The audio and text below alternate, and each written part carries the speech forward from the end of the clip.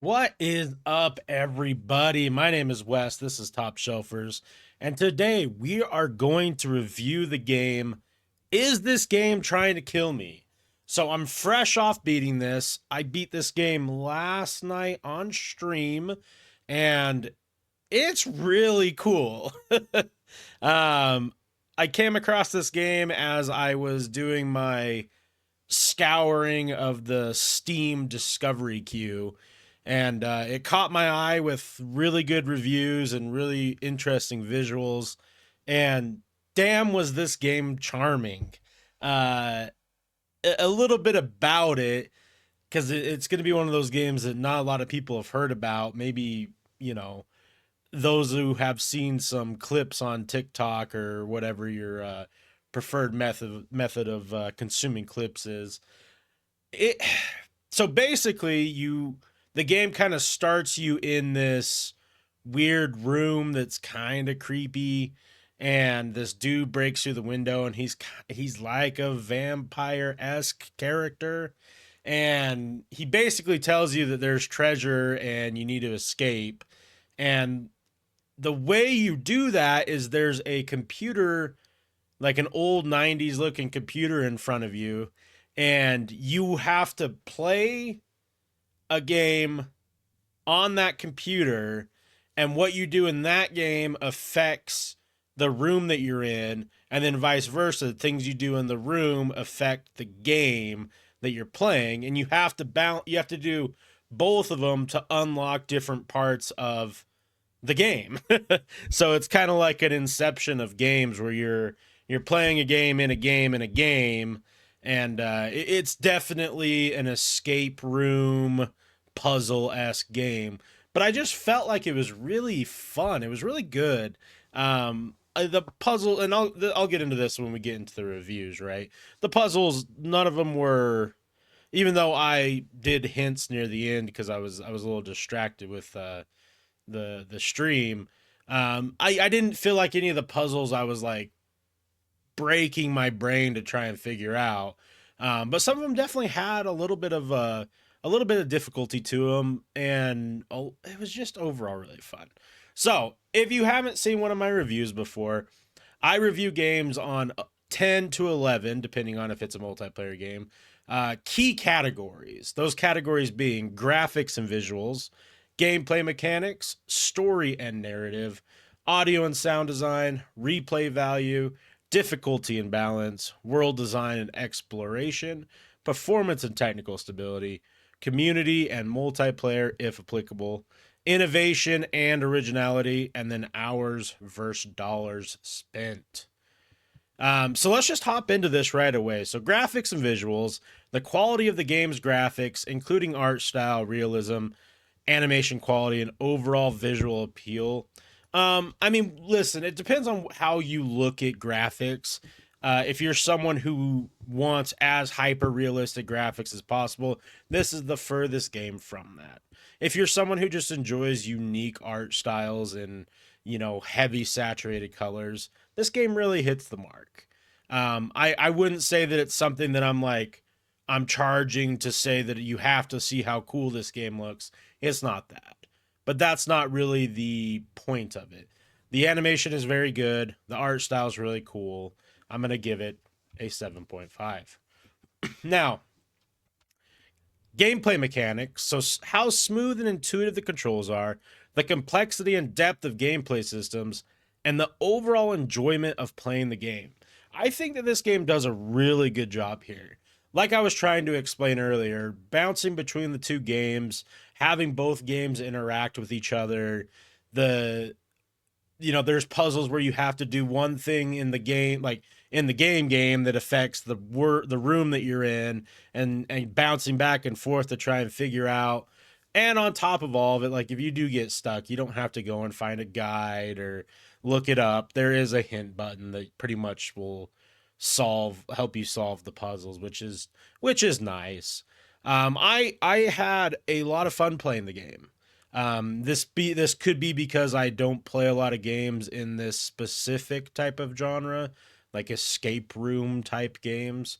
But I think anyone could pick up this game and have a good time with it. It seems like one of those games that you could really play well with like your partner or maybe like your kids, or if you just want to try something different that will distract you from whatever main game you've been playing. Like I think we beat it in like 3 hours, 4 hours. I mean, I guess I could pull up my Steam, which we will need to anyway, so we might as well get that rolling. I'll dig through that here really quick.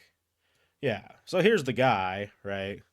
4.3 hours. I mean, and it cost $14.99. I mean, that's a little bit more expensive than I thought it was.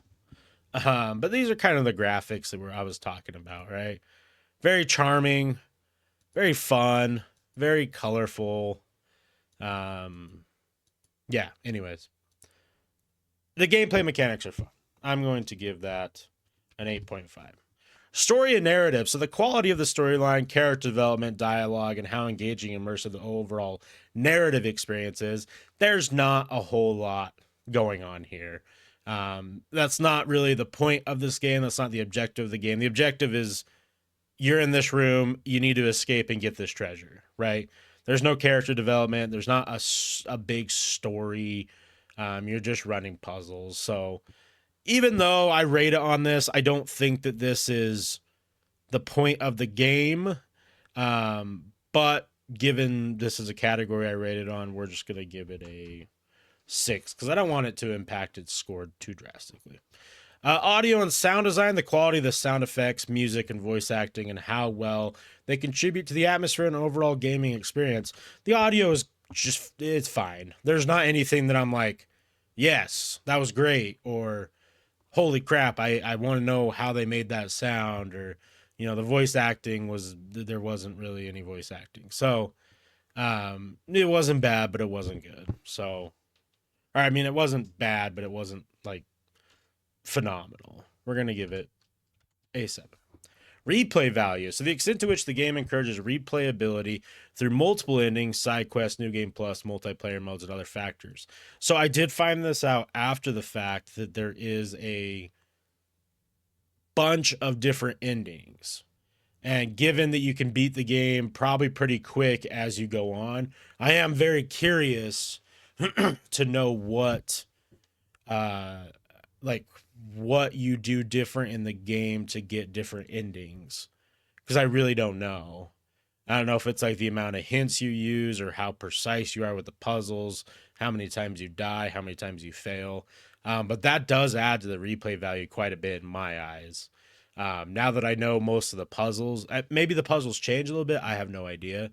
You could probably go through the game a second time in 2 hours, maybe even less, which makes me interested to know what the different endings would be.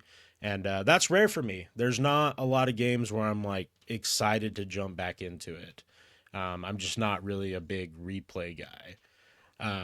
Unless like unless we're chasing after a super high difficulty or there is reason to replay again. So we're going to give that an 8.5. Difficulty and balance. How well the game is balanced in terms of challenge, difficulty, progression, and fairness, catering to both casual and hardcore players. I like I said earlier, I think that there's some puzzles that are more difficult than others, but you don't need to be. You aren't going to be sitting here sweating trying to figure out how to beat a puzzle, right? If you're paying attention to every little detail of the house and the game, none of the challenges are super hard, right? Like, I think if you weren't, in my case, if I wasn't streaming and interacting with chat and doing all that stuff, I feel like I could just really focus down and probably could have beat the game in 3.5 hours. So, there's some that are more difficult than others for sure, but it's not like an overall challenging game, which I kind of like. It's a nice change of pace, as I typically play games on the hardest or the second hardest difficulty depending on the game. So I did use hints, so I guess there is some difficulty there. I'm going to give this an 8.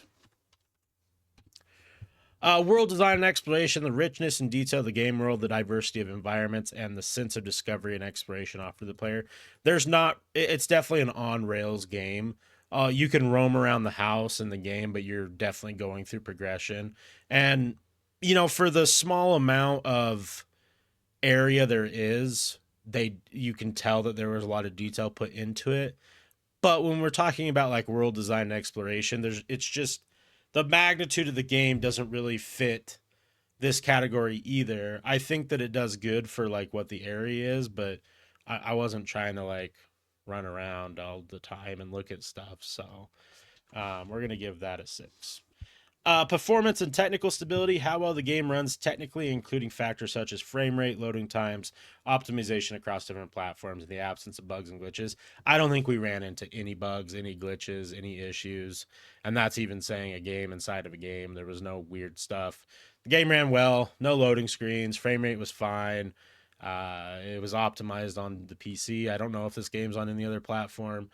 I don't think we had any bugs or glitches. It really, I think I think it did great, really great. So I don't know if this is like a small studio or a single person who made this game. I honestly have no idea. Developer is Stately Snail.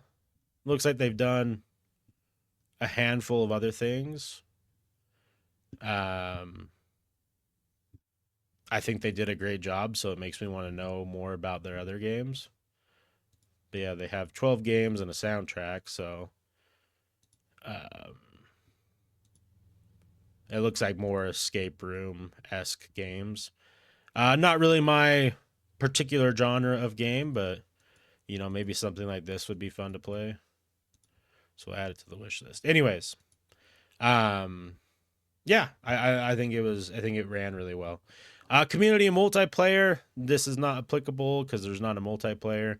Innovation and originality. It's tough because I haven't played. Like I said, I haven't played a lot of escape room type games, but I really did enjoy the originality of this game quite a bit, and I think this really, really is a unique gaming experience that is fun. The puzzle, I think what a lot of people would have problems with this game is if you are a puzzle guru and that's like your genre, you're probably going to find these puzzles to be pretty elementary.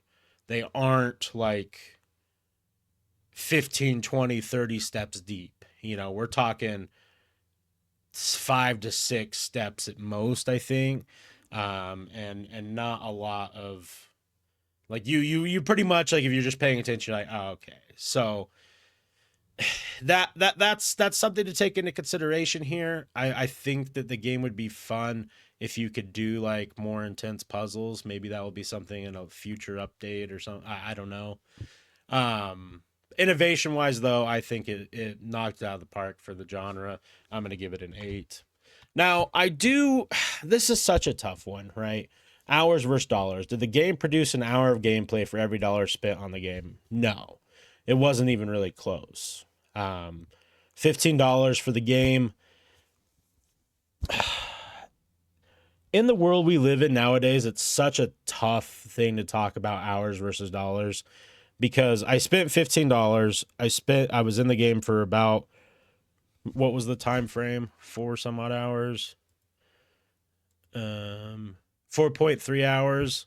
So I mean, that's about as much as a movie ticket. So I'm not mad at that. I do think $15 is a little high for the game considering that I beat it while fucking around and I could probably go back and beat it 3 or 4 more times and still not reach a 15-hour mark. But if you appreciate small developers creating games, chasing their dreams, and having the funds to be able to do it more often and more full time, then I'm fine with $15. I think it is a little overpriced for the time commitment, so I would probably I would feel better paying $9.99 or maybe like $7.99 for the game. But since it was fun, You can tell there was a lot of effort. I'm fine with the $14.99 price tag. I just wish there was a little bit more to it. I'm going to rate this a 6.5.